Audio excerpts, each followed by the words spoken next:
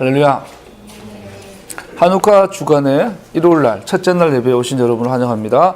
지난주에 이어서 오늘은 레위기 18장, 19장, 20장까지 좀 짧게 살펴보려고 합니다. 우리 지난주에 잠깐 살펴본 걸 나누면 녹음이 잘 안 돼서 소리가 작게 됐던데, 지난주 내용에 보면은 우리 출애굽기 19장부터 레위기 전체까지 큰 흐름을 읽게 되면 하나의 주제를 발견하게 되죠. 우리가 출애굽기 공부하면서 배웠던 19장, 20장에서 이제 하나님과 이스라엘의 시내산 계약을 맺죠. 계약을 맺고 나서 42개의 판결례들이 나와요. 그 판결례들이 나오기 전후에 두 가지 하나님의 권면, 조언, 경고 이런 있는데, 하나가 우상 숭배하지 말아라. 두 번째, 참된 예배. 한마디로 말하면 참된 예배는 우상을 숭배하지 않는 거예요. 하나님만 예배하는 거예요. 거기에 대해서 시내산 계약을 중심으로 여러 가지 판례들을 주면서 참된 예배, 하나님과 바른 관계, 즉 우상 숭배하지 않는 것에 대해서 계속 내려온 것을 볼 수 있어요. 그런데 내려오다가 출애굽기 32장에 되면 사건이 하나 터지죠. 그것이 바로 금송아지 사건이에요. 금송아지 사건이 터지는데, 그 금송아지 사건을 결국 최종 책임자로 주동하게 된 게 대제사장 아론이에요. 그래서 이것은 아론이 모세의 말도 믿고 하나님도 믿어요. 그리고 출애굽하신 하나님도 믿어요. 그럼에도 불구하고 자기 역할을 정확하게 알지 못했던 것 같아요. 그래서 금송아지 사건을 이후에 출애굽기 32장부터 레위기 16장까지 내용이 제사장 규정들이에요. 그 제사장이 어떻게 역할을 할 것인가, 제사장에 대한 율법 토라들이 계속 주어진 것을 볼 수 있죠. 그래서 한마디로 말하면 출애굽에서 시내산 언약 이후에 제사장들이 하나님과의 바른 예배를 회복하고 우상을 섬기지 않는 하나님과의 바른 관계를 위해서 준비되어지는 내용들이죠. 그런데 지난주에 했던 레위기 17장의 내용에 보면 염소 우상들이라고 나온다고 배웠어요. 염소 우상들. 놀랍게도 제사장들이 하나님 앞에 나아갈 때 제사장 헌신을 위해서 드리는 제물이 송아지예요. 그런데 일반 백성들이 하나님 앞에 나아갈 때 드리는 제물이 염소예요. 그래서 제사장들의 지도자가 나갈 때는 순염소, 백성들의 지도자가 하나님 앞에 드려질 때는 순염소를 대신 드리고, 일반 백성들 개개인이 하나님 앞에 나아갈 때는 암염소를 드렸어요. 그래서 레위기 17장에 보면 제사장들 그룹에 있어서는 송아지에 대한 우상에 대한 제거의 과정들, 명령들이 필요했고, 레위기 17장에 보면 일반 백성들도 염소 우상들에 대해서 우상 숭배하고 있는 것을 볼 수 있죠. 그래서 레위기 17장에 보면 예루살렘 성전 이외에, 성막 외에서 함부로 동물 제사를 드리지 말아라. 그러면 죽는다. 그래서 오직 예배는 지정된 성막에서, 성전에서만 드려져야 된다. 그러면서 일반 광야에서 제사를 금지하는 그 이유 중에 하나가, 가장 중요한 이유가 일반 백성들 삶에 자의적으로 드려진 염소에 대한 우상 숭배가 있었던 것 같아요. 여기에 대해서 금지를 하시면서 18장부터 19장, 26장까지는 바로 일반 백성들이 염소의 우상들을 버리고 하나님과 바른 예배, 바른 관계에 대해서 말씀하고 있는 것을 우리가 살펴봤어요. 그래서 오늘은 18장부터 구체적으로 일반 백성, 단순히 성결 법전, 단순히 겨룩한 규정들이 아니라 하나님을 예배하는, 하나님과의 바른 관계와 바른 그분과 함께 사는 것을 배워가는 것이 18장부터 26장까지의 내용이죠. 한마디로 말하면 내가 거룩하니 너희도 거룩해라. 그러면서 17장 11절에 보면 육체의 생명은 피에 있음이라 내가 이 피를 너에게 주어 단에 뿌려 너희의 생명을 위하여 속하게 하였나니 생명이 피에 있으므로 피가 죄를 속한다. 놀라운 사실이 금송아지 일어나고 백성들의 우상 숭배, 백성들이 우상을 버리는 삶에 대해서 말씀하시는 레위기 17장의 마무리가 피 흘림이 없으면 재산이 없다라는 대속의 원리에 대해서 말하고 있다는 거죠. 그러면서 잠깐 살펴본 게 예수님께서 왜 나무에 달리셨을까? 굳이 그도 성전 밖에서 금송아지, 그 붉은 암송아지처럼 나무에 달려서 돌아가셨을까? 그러면서 이제 구태여 로마 군사가 예수님의 가슴에다가 창을 찌르죠. 그래서 물과 피가 마지막 한 방울까지 다 쏟아지는 거죠. 이것이 뭐예요? 나무에 다는 이유, 피를 다 빼기 위해서라는 거죠. 피를 다 빼야 돼요. 예수님의 피는 다 빠져야 돼요. 이 땅에 지구대에 떨어져야 돼요. 왜? 그래야 생명으로 재부활하실 수 있으니까요. 코셔 음식은 거기에 그런 원리가 있는 거죠. 그래서 이스라엘 백성도, 오늘날도 이슬람에서도 그렇지만, 동물 제사를 드릴 때, 동맥을, 정동맥인가요? 이걸 하고, 거꾸로 매달죠. 그래서 피를 다 흘리죠. 나무에 달아놓고, 성전에서 제사 지낼 때 나무에 제물들을 달아서 피를 다 빼죠. 그래서 예수님은 정확하게 성전 제물처럼 가신 거죠. 즉, 성막과 성전의 모든 나무에 달려서 피가 다 한 방울까지 다 빼고 나서 번제단에 드려지는 제물들은 예수님 나무에 달려서 인류를 위해 피 흘리시는 예수님의 그림자인 거죠. 예수님의 피가 이 땅에서 떨어져서 죽음이 왔죠. 그래서 예수님께서는 그 죽음을 쇠알로 꿀꺽 삼켜요. 죽음을 이겨버리시죠. 승리하시죠. 그리고 부활하시죠. 그래서 우리의 주님이 되신 것이죠. 그 이야기가 레위기 17장에 나오고요. 그래서 우리가 우상을 버리고 바른 관계해야 될 하나님이 바로 나무에 달리신 예수와 그분이신 것을 볼 수 있죠. 오늘은 18장, 19장, 20장 간략하게 살펴볼까 하는데, 우선 18장 우리가 아까 3절, 4절, 5절을 읽었는데요. 서문의 1절에서 5절까지 서문을 보면 여기에 율법들, 말씀들은 애굽 사람들의 행태와 가나안 사람들의 행태와는 구별되는 삶의 방식을 제시하고 있다. 3절 다시 읽어볼까요? 시작. 너희는 너희가 살던 이집트 땅의 풍속도 따르지 말고 이제 내가 이끌고 갈 땅 가나안의 풍속도 따르지 말아라. 너는 그들의 규례를 따라 살지 말아라. 자, 18장부터 26장까지는 일반 백성들이 우상을 버리고 하나님을 섬기는데, 구체적으로 그 우상 섬기는 삶의 방식이 어떤 나라와 같으냐? 이집트 땅의 풍속, 그리고 가나안의 풍속이라고 말씀하고 있는 것을 봐요. 이것들은 마치 출애굽기 20장, 23장에서 나왔던 하나님의 판결들, 42개의 하나님의 판결들로서 불려졌던 것처럼 이스라엘은 율법들 가운데 걸어감으로써 그것들을 지켜야만 하였습니다. 애굽 사람처럼, 가나안 사람처럼 우상을 숭배하지 않으려면 간단해요. 출애굽기 20장에서 23장까지 나온 판결례들처럼 살면 돼요. 토라의 규정대로 살면 우상 숭배하지 않는 거예요. 할렐루야. 이게 너무 중요해요. 토라를 바로 이해해야만 우상을 바르게 버릴 수가 있겠죠.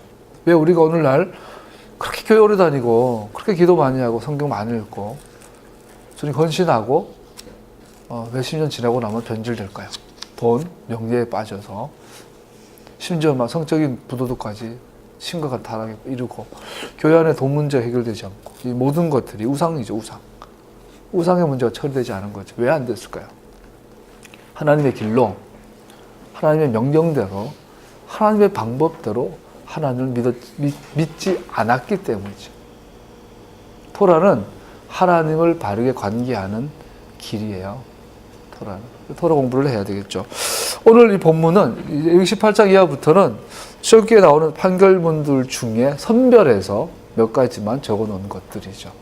그래서 우리가 출애굽기가 기록된 것, 20장, 23장의 그 중심에 서서 전체를 볼 필요가 있겠죠. 이스라엘 5절 읽어볼까요? 5절 시작. 그러므로 너희는 내가 세운 규례와 내가 명한 법도를 지켜라. 어떤 사람이든 이것을 지키기만 하면 그것으로 그 사람이 살 수 있다. 나는 주다. 이스라엘에게 있어 이러한 율법들을 지킨 결과는 생명의 삶이었습니다. 너희는 나의 규례와 법도를 지키라. 사람이 이를 행하면 그로 인하여 살리라. 우리가 생명의 삶을 살려면 어떤 삶을 살아야 된다고요? 하나님 말씀, 하나님의 판결들, 하나님의 계명들대로 살아갈 때 성경은 살았다라고 말한다는 거죠. 만약에 우리가 같이 먹고 뭐 생활을 해서 다 살아있죠. 다 살아있지만 하나님 보시기에 살아있는 인간은 누굴까요? 하나님의 규례와 명령대로 살아가는, 하나님 할라카의 삶을 살아가는 사람을 보고 하나님 보시기에 살았다. 먹고 자고 똑같이 대화도 하고 뭐 화도 내고 웃고 즐기기도 하고 살아가는데 하나님 보시기에 죽음의 삶을 사는 사람이 있죠. 살았다 하나 죽은 자들. 우리도 우리 속에 그게 공존해 있어, 그죠? 하나님의 명령대로 살아갈 때 우린 살아있는 자, 생명에서 생명으로 이룰 자. 근데 반대로 하나님의 명령과 규례와 법도를 떠나게 되면 살아있으나 죽은 자, 생명에서 죽음. 우리가 레위기 13장, 14장, 12장 공부하면서 여자가 아이를 낳으면 부정하니, 여자가 아이를 낳는 것은 생명을 낳은 거잖아요. 그래서 인간이라는 존재, 아이는 생명 자체예요. 태어났어요. 생명으로 태어났어요. 그러나 얘는 죽을 운명이에요. 그래서 살아있으나 죽은 자, 인간은, 모든 걸어다니는 인간은 살아있으나 죽을 자, 곧 죽은 자예요. 이 살아있으나 죽은 자가 살아있는 곳에서 영원한 생명으로 이게 캐리아웃, 옮겨지려면 누가 필요해요? 이 죽음의 병인 피부병, 문둥병, 악질 피부병을 제거해 줄 사람, 바로 대제사장 예수아가 필요하신 거죠. 메시아께서 오셔서 우리에게 죽음을, 아가처럼 죽음을 스왈로우 해요. 꿀꺽 삼켜버려. 삼킨다면 소화해서 없어버려. 그죠? 죽음을 이겨버리시고. 그리고 그분이 구세주죠. 그분이 메시아, 그분이 오셔서 우리가 살 수 있는 거죠. 이 생명에서 생명에서 죽음의 강을 넘어서 영원한 생명으로 옮겨지려면 예수와 그분이 이루신 의 가운데 있어야 되죠. 그래서 모든 토라들은, 모든 율법들은 예수님을 가르치고 있어요. 예수님이 걸어가신 길을 의미하고 있어요. 우리가 예수 생명을 얻은 것은 예수님의 죽음, 그 사건으로 인하여 우리는 생명을 얻었어요. 그러나 이 생명 가운데 살아가는 것은 주님의 할라카의 길을 걸어갈 때 그 생명이 유지가 되고 더 활성화되죠. 주님의 죽으심 사건으로, 대속의 사건으로 우리가 구원받아 주님의 자녀가 되어 생명을 얻었다 할지라도 지속적인 생명의 공급이 이루어지지 않으면 살아있으나 죽은 자가 되는 거죠. 우리가 나무 가지를 꺾으면 지금 살아있어요. 바래요. 여전히 꽃도 피고 해요. 근데 며칠 지나고 나면 시들어버리죠. 살아있으나 죽은 자가 되겠죠. 요즘 뭐 플러그인 뭐 세미나, 뭐 성령 세미나 많은데 전기가 코드에 꼽혀 있어야 살아있는 거죠. 빼버리면 전기는 사라지는. 뭐 그렇게 이해할 때 될까 모르겠네요. 하나님과 플러그인, 하나님에게 플러그인 되어 있는 것을, 저도 플러그인 세미나 몇 번 가봤어요. 뭐 가고 싶어 한 건 아니고, 저는 섬기던 교회에서 그냥 강제로 가라 그래서 그냥 비싼 가입비 내고 가서 이제 며칠 동안 잘 먹고 왔는데, 막 성령의 플러그인 먹고 다 맞는 말이에요. 근데 착각하는 게 있어요. 성경이 말한 생명은요, 하나님 할락하요. 하나님의 명령대로 사는 삶. 그것이 플러그인이에요. 뭐 기도 많이 하고 성령 충만하고 이게 아니란 말이죠. 그래서 오늘날 그 플러그인 뭐 요즘 많이 써먹더라고. 교회마다 막 플러그인. 하나님께 플러그인 하시다. 토라를 떠나고 어떻게 플러그인이 가능해요? 말장난이고 거짓말이에요. 그게 거짓 선지자예요, 여러분. 오늘날 우리는 잘 분별해야 돼요. 토라가 우리 안에 살아서 우리 삶에 토라 라이프가 살아내져야 될 줄로 압니다. 그것이 생명이다라는 거죠. 에스겔 20장에 보면요. 에스겔 20장 11절 읽어드릴게요.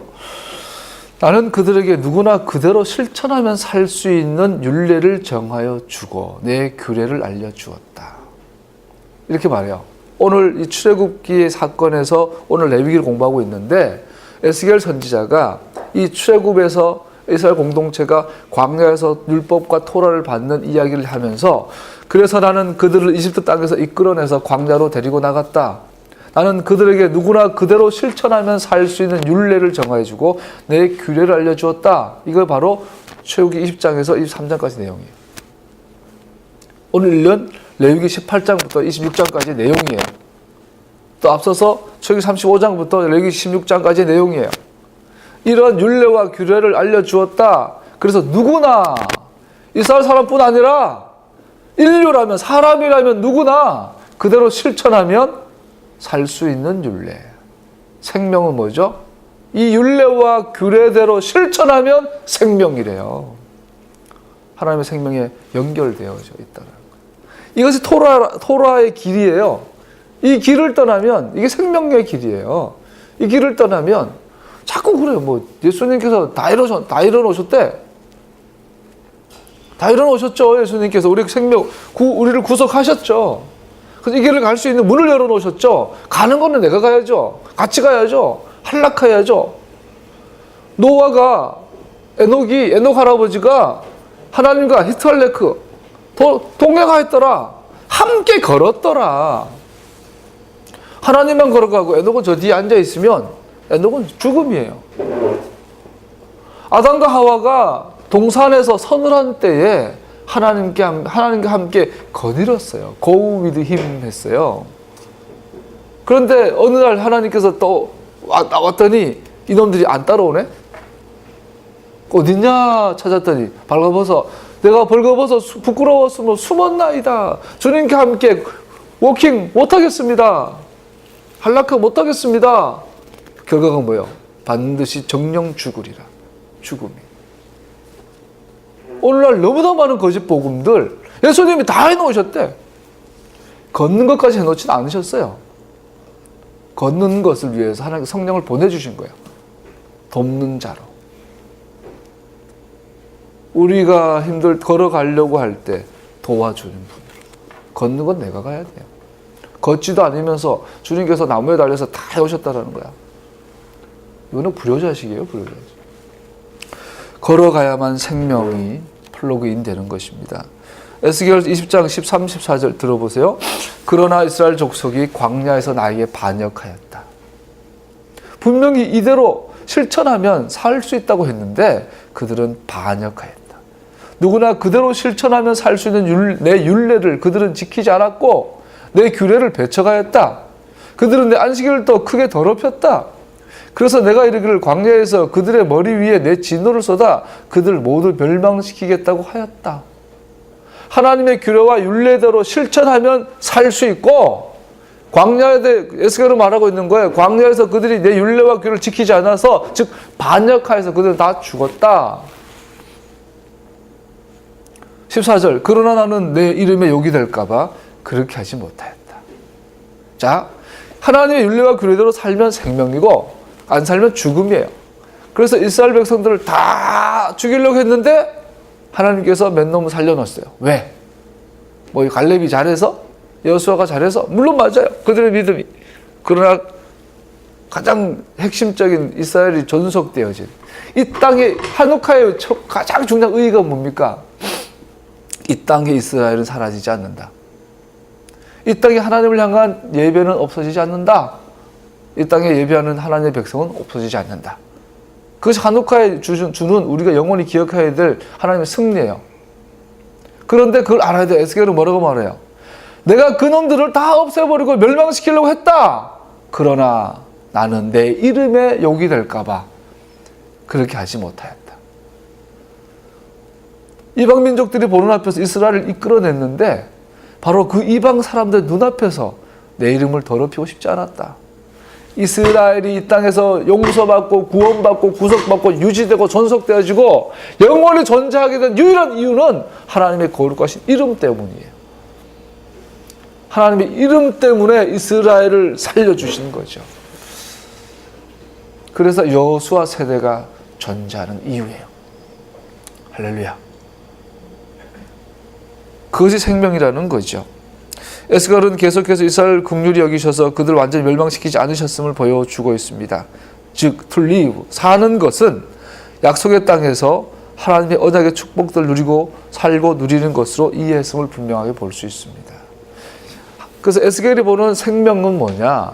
그 땅에서 하나님의 축복 가운데 그것을 누리며 사는 것이라는 것. 그래서 출애굽한 백성들이 우리는 다 그래요. 우리는 6월절 통과해서 광야에서 하나님 임재 가운데 있으니까 나는 살아있어요 말한다는 거죠. 그런 에스겔은 말해 아니야. 그 땅에 들어가서 하나님과 함께 축복 가운데 사는 것이 생명이야. 아직은 너네들은 생명은 받았지만 그 생명이 완전한 너의 것은 아니라는 거예요. 우리의 모습이에요. 우리는 광야 속에 살아가고 있는 것을 볼 수 있죠. 할렐루야. 레위기 18장 7절 읽어봅시다. 7절 같지요. 시작. 너는 아버지의 몸이나 마찬가지 내 어머니의 몸을 범하면 안 된다. 그는 내 어머니만큼 너는 그의 몸을 범하면 안 된다. 어머니를 범하지 말아라. 왜? 내 어머니의 몸은 아버지의 몸과 같기 때문이다. 범한다는 범, 굉장히 음란한 표현들인데 여기서 놀라운 걸 발견할 수 있어요. 우리 이 레위기 18장 6절에서 30절 내용은 크게 두 가지 사건과 창세기 연결이 되어지는데 하나는 창세기 9장 20절, 27절에 나오는 노아의 아들 함이 아버지의 벌거벗음을 보고 욕하죠. 멸시하죠. 그 이야기를 생각나게 하고요. 또 하나는 창세기 11장 1절에서 9절 보면 이스라엘 가인의 후예들이 에덴의 동쪽으로 가다가 시날 평지에서 뭘 쌓죠? 바벨탑을 쌓죠. 이 사건과 연결되어진 것을 볼 수 있어요. 무슨 말이냐면 마치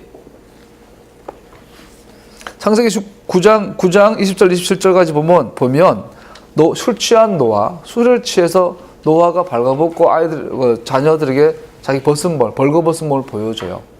마치 나답과 아비후가 성막 제사를 드리다가 죽임을 당하는데 하나님께서 술 먹지 말아라 경고하는 얘기 같아요.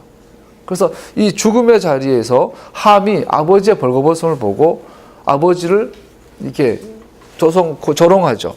그래서 함이 저주를 받는 이 사건, 벌거벗음을 본 것, 레위기 18장 7절 읽었던 본문에서 네 어머니를 범하지 마라. 네 어머니는 아버지와 하나이기 때문에. 어머니를 범하는 것은 마치 아버지의 벌거벗음을 보는 것과 같아요. 함이 아버지를 조롱한 것 같은 죄를 범하게 되는 것이에요. 두 번째, 이 18장에 나오는 수많은 가나안 족속들의 음란과 부패에 대한 이야기들은 마치 이 워드플레이가 일어나는데 창세기 11장 1절에서 9절에 보면 창세기 11장 6절을 한번 찾아볼까요? 창세기 11장 6절에 보면 같이 읽어봅시다. 11장 6절 시작. 주님께서 말씀하셨다. 보아라, 만일 사람들이 같은 말을 쓰는 한 백성으로서 이렇게 이런 일을 하기 시작하였으니 이제 그들을 하고자 하는 것은 무엇이든지 하지 못할 일이 없을 것이다. 그들이 하고자 하는 것, 우리 그들이 경영하는 것이, 마음에 경영하는 것이 악하니 나오잖아요. 이 경영하다라는 단어가 히브리어로 짜마라는 단어를 써요. 경영하다, 계획하다, 어떤 것을 도모하다 이런 뜻이 있죠. 그들이 경영하는 것을 하나님께서 막지 못하겠다 그랬는데 이 짜마라는 단어가 레위기 18장 17절에 사용돼요. 18장 17절 읽어볼까요? 시작. 너는 한 여자를 데리고 살면서 그 여자의 딸의 몸을 아울러 범하면 안 된다. 너는 또한 그 여자의 친손녀나 외손녀를 아울러 데려다가 그 몸을 범하면 안 된다. 그 여자의 딸이나 손녀들은 바로 그의 살붙이기 때문이다. 그들 범하는 일 악한 일이다. 자, 이 말은 여기 19장 29절에도 나와요. 29절 읽어보면 너는 네 딸을 창녀로 내놓아서는 안 된다. 그 몸을 더럽혀서 안 된다. 딸을 창녀로 내놓으면 이 땅은 온통 음란한 풍습에 젖고 망측한 짓들이 온 땅에 가득하게 될 것이다. 음란, 망측 나와요. 아까 짜마, 경영하다, 도모하다, 악한 계획을 짜다. 이 짜마라는 단어가 찐마라는 단어로 바뀌어요. 찐마라는 단어로 여기 18장 17절, 19장 29절, 20장 14절에서 바뀌어서 이 찐마라는 단어는 악한 계획, 한번 엽기에 계획하다는 뜻이 있고 대부분 악한 계획을 의미하고 동시에 근친상간하다, 간통하다, 간음행하다 이런 뜻이 있어요. 바벨에서 시날 평지에서 이들이 탑을 쌓죠. 이 탑을 쌓는 이 계획은 마치 음란한 행위예요. 마치 근친상간하는 것 같은 문란한 행위예요. 이것은 우상 숭배와 같은 것이죠. 그때 그 행위를 오늘 레위 18장에서 가나안 족속들이 행하고 있다고 성경은 말하고 있는 것이죠. 레위 18장, 19장, 20장, 특히 18장에서 우리는 상상하지 못할 내 이모를 범하지 말고, 내 어머니를 범하지 말고, 내 누이를 범하지 말고, 내 외손녀를 범하지 말고, 입에 담기 어려운 문란한 많은 성적인 범죄에 대해서 경고하고 있는데, 이것은 마치 신할 평지의 가인의 후예들이 세웠던 바벨탑 사건과 연결되어진 것을 볼 수 있죠. 또 하나가 9절 읽어볼까요? 창세기 11장 9절. 11장 9절 읽어보면 시작.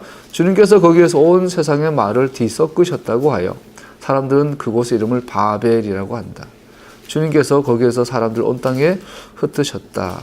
뒤섞다, 발랄. 두 번째, 이것을 바벨.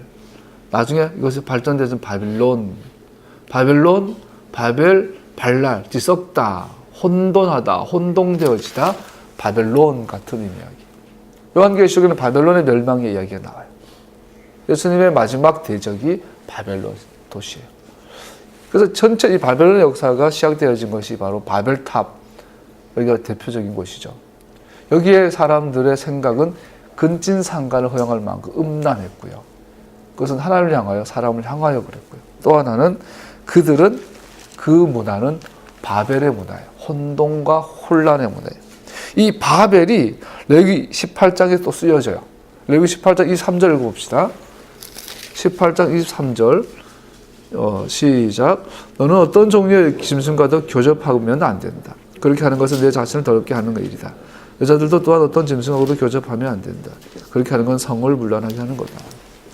자, 짐승하고 교접하는 성적인 음란이 있는데 이것은 문란한 것이다.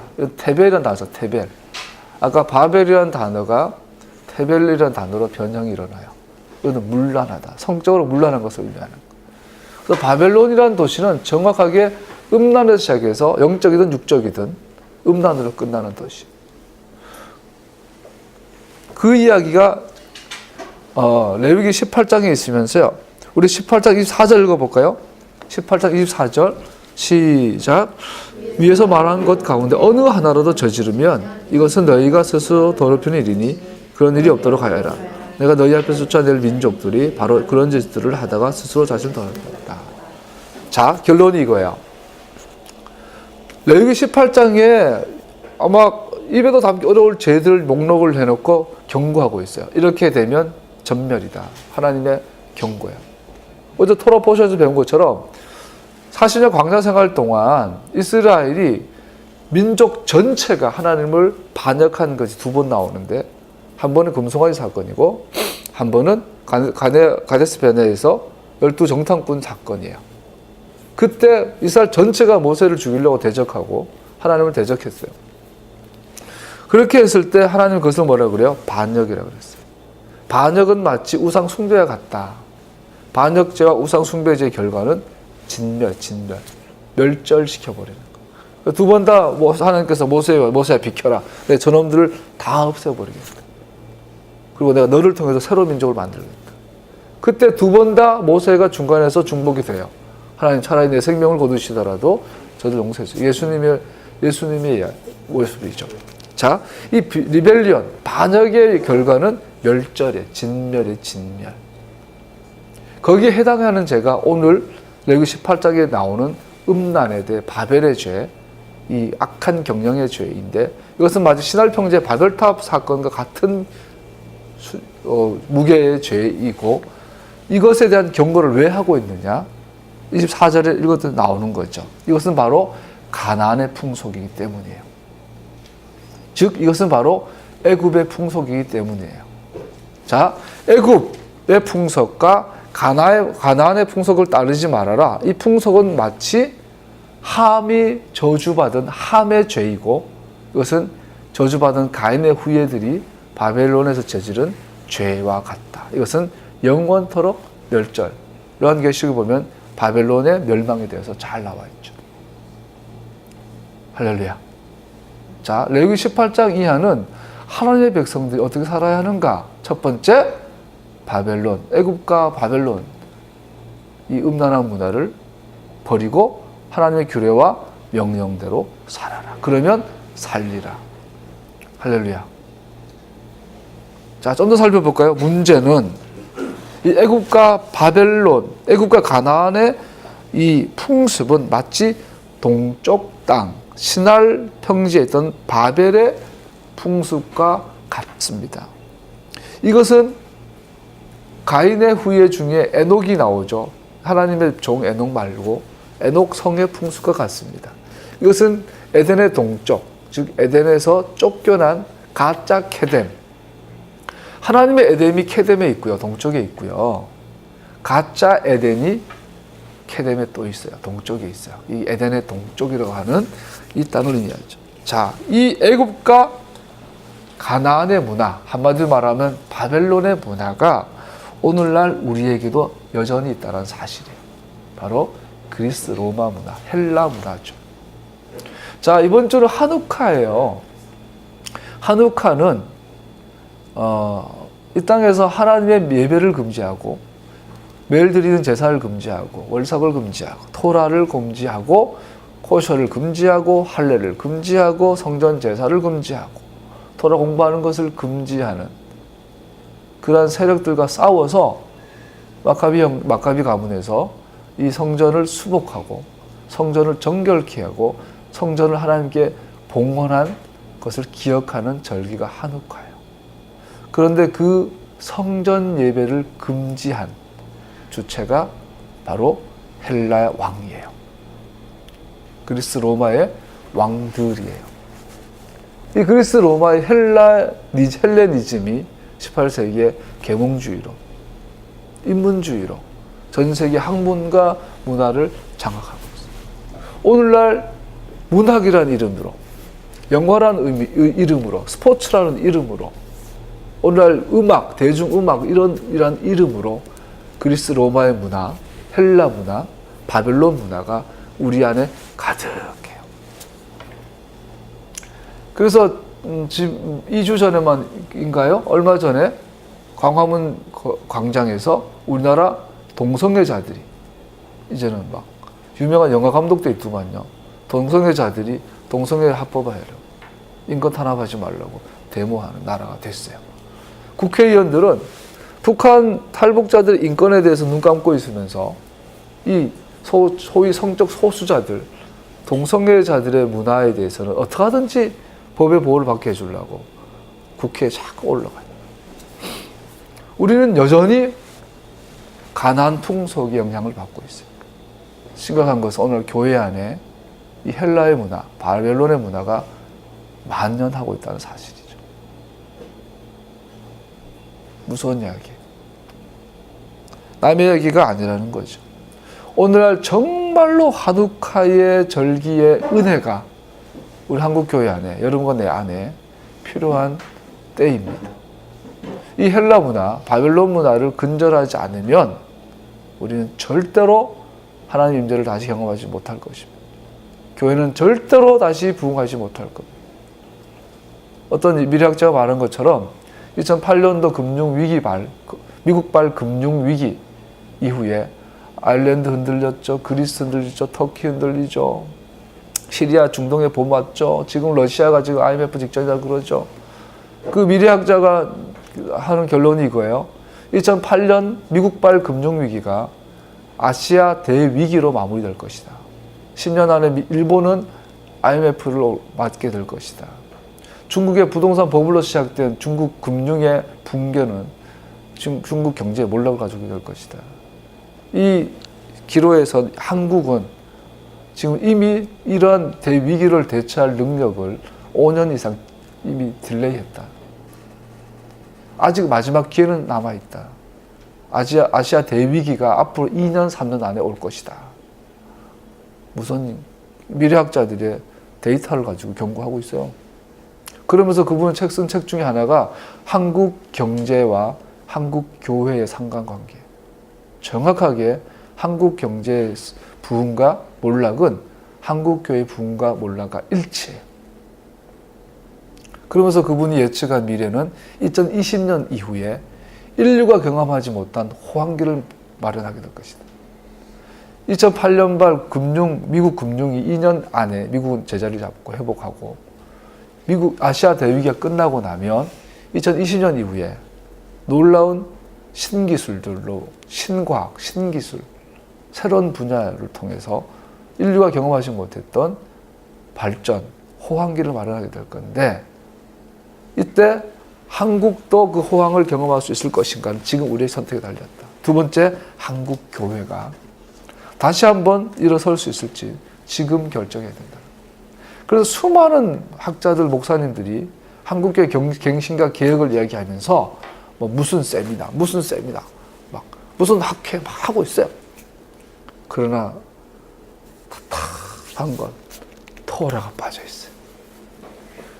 오늘 배우지만 이 바벨론의 풍습, 그리스 로마의 풍습을 싸워서 이길 수 있는 방법은 뭐죠? 하나님의 율례와 규례를 실천하는 거예요. 토라가 폐해졌다는데, 샤밧 지킬 필요 없다는데, 정확하게 에피판에서 4세, 한우카의 원흉인 헬라의 왕들이 토라를 금지하고, 안식일 준수를 금지하고, 코셔를 금지하고, 절기를 금지하고, 성전 제사가 폐해졌다고 말한 그 적그리스도의 대표적인 에피파네스의 그 금지 칙령들을 오늘날 교회가 여전히 유효하게 강조하면서 한국교회 갱신을 이야기하고 한국교회 개혁을 이야기하고 있는 건 위선이에요. 그거는 거짓 선지자예요. 하나님을 대적하는 리벨리온이. 그 끝에는 멸절이 있어요. 여러분과 내가, 작게는 여러분과 내가 개인적으로, 크게는 우리 한국교회가 회복할 수 있는 한 가지 방법은 토라의 회복이에요. 다른 건 없어요. 왜 이걸 못 보는지 몰라요. 안타깝다니까. 그래서 하나님 흩으셔요. 우리 롯데몰 막 사고사도 나고 막 물 새고 볼 때마다 무서워요. 저거 지나갈 때마다. 아무리 큰 건물이라도 잘못 지었으면 다시 지어야죠. 한국교회가 힘들어도 다시 시작해야죠. 그러려면 우리가 처음부터 다시 가요. 회초리의 뜻이라는 게 하나님 회초리 이것이 지금 되고 계시잖아요. 회초리. 돌아올 회, 점초, 이치이. 선생님이, 부모님이 아이들에게 회초리를 때리는 이유는 처음으로 돌아오라고. 처음으로 돌아오라고 때리는 게 회초리예요. 감정 표현이 아니라. 하나님께서 우리에게 회초리를 때리세요. 처음으로 돌아와라. 신의 산으로 돌아와라. 나와 너와 맺었던 언약으로 돌아와라. 나의 한락하러 돌아와라. 내가 광야에서 너와 맺었던 율례와 규례와 명령들로 돌아와라. 그리하면 살리라. 할렐루야. 우리는 이 선택의 기로에 지금 서 있는 거예요. 한국 경제처럼 한국 교회가. 한국 안에 작지만 이런 토라 회복 운동이 일어나고 있다고 봅니다. 이 한국화에 참으로 반듯한 토라 회복이 일어나기를 소원합니다. 할렐루야. 19장 이하는요, 거룩함의 규례들에 대해서 나와요. 21개의 규례들, 명령들이 주어지죠. 너희는 거룩하라. 나 주가 거룩함이다. 우리 19장 1절 한번 읽어볼까요? 마무리할게요. 1장 2절, 1절 2절 시작. 주님께서 모세에게 말씀하셨다. 이스라엘 자손 온 회중에게 말하여라. 너는 그들에게 이렇게 일러라. 너희의 하나님 나 주가 거룩하니 너희도 거룩해야 한다. 그리고 나서 7번에 걸쳐서 19장에 보면요. 내가 주 너희의 하나님이다. 나는 너의 주 하나님이다. 아도나이 엘로힘. 아니 아도나이 엘로힘. 엘로헤카. 그렇게 말하죠. 그것을 7번 반복해서 나와요. 얼마나 중요하면. 그러면서 7번을 3번 곱하면 21개가 되죠. 그래서 19장에 보면 21개의 명령들이 주어져요. 이 19장의 이 구조는 정확하게 내가 주다. 너는 거룩해라. 이걸 7번, 3번 반복하는 것을 볼 수 있어요. 그 내용들이 부모를 공경해라, 안식일을 지켜라, 우상 숭배 금지해라, 화목제를 드리는 절차, 밭의 곡물, 과수원 수확, 도둑질 금지, 거짓말 금지, 쫙쫙 21가지가 내려오죠. 그리고 19장 19절에서 37절에 보면 또 21개의, 또 반복돼요. 21개의 율법들이, 말씀들이 주어져요. 다 살펴보지 않을게요. 19장 23절 읽어볼까요? 하나만 살펴볼까요? 23절 시작. 너희가 그 땅으로 들어가 온갖 과일 나무를 심었을 때 너희는 그 나무의 과일을 따서는 안 된다. 과일 달리는 청새에 동안은 과일을 따지 말아라. 너희는 과일을 먹어서는 안 된다. 하나만 살펴보면요. 19장 23, 24, 25절 보면 재밌는 걸 발견하는데 그 땅에 들어가서 뭐 예를 들어서 과일나무를 심어요. 석류나무나 이게 무화과나무를 과일나무를 심었는데 3년째 동안 건들지도 말아라. 아직 할례받지 못한 땅이라는 거예요. 나무라는 거예요. 4년째 되는 해에는 그를 전부 다 하나님께 바쳐라. 그리고 5년째 수확부터 먹어라 돼 있어요. 근데 이거 저자가 왜 이걸 이렇게 하는 게 이런 규정을 왜 주셨을까? 뭐 다는 모르죠. 그러나 성경 전체를 봐서 개연성을 찾을 수 있는 게요. 창세기 1장에 나와요. 창세기 1장에 뭐가 나오냐면 인간을 언제 과일을 맺는 나무, 오늘 여기 19장에 나오는 과일을 맺는 나무를 며칠 날 창조하냐면 3일째. 3일째 창조하고 인간은 언제 창조하냐면 6일째 창조하죠.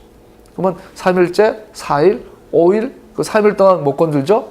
4일째 되는 날, 인간이 창조되는 날, 이 과일을 어떻게 해야 돼요? 하나님께 바쳐야 돼요. 아담이 태어나자마자 뭐부터 해야 돼요? 제사 드려야 돼요.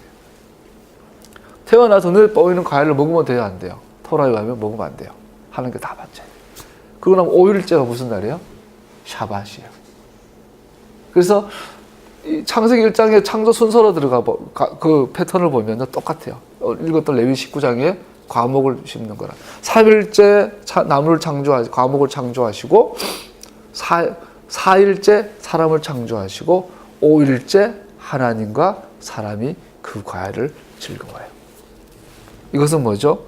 이 율법의 모든 규례와 규정들은 창세기 1장, 2장의 패턴을 보여주고 있는 거예요. 목적이 뭘까요? 에덴의 회복. 할렐루야. 왜 리턴 투 토라인지 알아요? 전지자들의 말씀의 주제가 에덴으로 돌아가려면 토라 회복이 필수거든요. 생명의 길은, 토라는 생명의 강, 생명의 길이에요. 예수님이 생명나무세요. 토라가 생명나무예요. 그 에덴에 생명나무가 있는 길이 가려져 있어요. 근데 그 생명나무에 이르는 길이 사실은 있어요. 사실은 공개되어 있어요. 사마르란 말은 프로히빗, 금지가 아니에요. 예수님 말 요한복음 10장 11장에 문지기가 나오는데 이 문은 닫힌 문이 아니에요. 자격 있는 자가 오면 열어주고 도둑이 들어오면 닫아버려요. 화염검을 들고 있는 천사 두 분이 화염검을 들고 있어요. 생명나무에 이른 길은 금지된 문이 아니에요. 열린 문이에요. 들어갈 수 있는 자는 들어갈 수 있고 못 들어가면 못 들어가요. 누가 들어가요? 그 문은 들어가는 길이 있어요. 뭐죠? 강. 강을 영위해서 올라가면 뭐가 있어요? 생명나무. 그래서 니베에서 생수의 강이 흘러가리라. 예수와 그분의 입에서 흘러나오는 토라. 이 토라는 생명의 강이에요.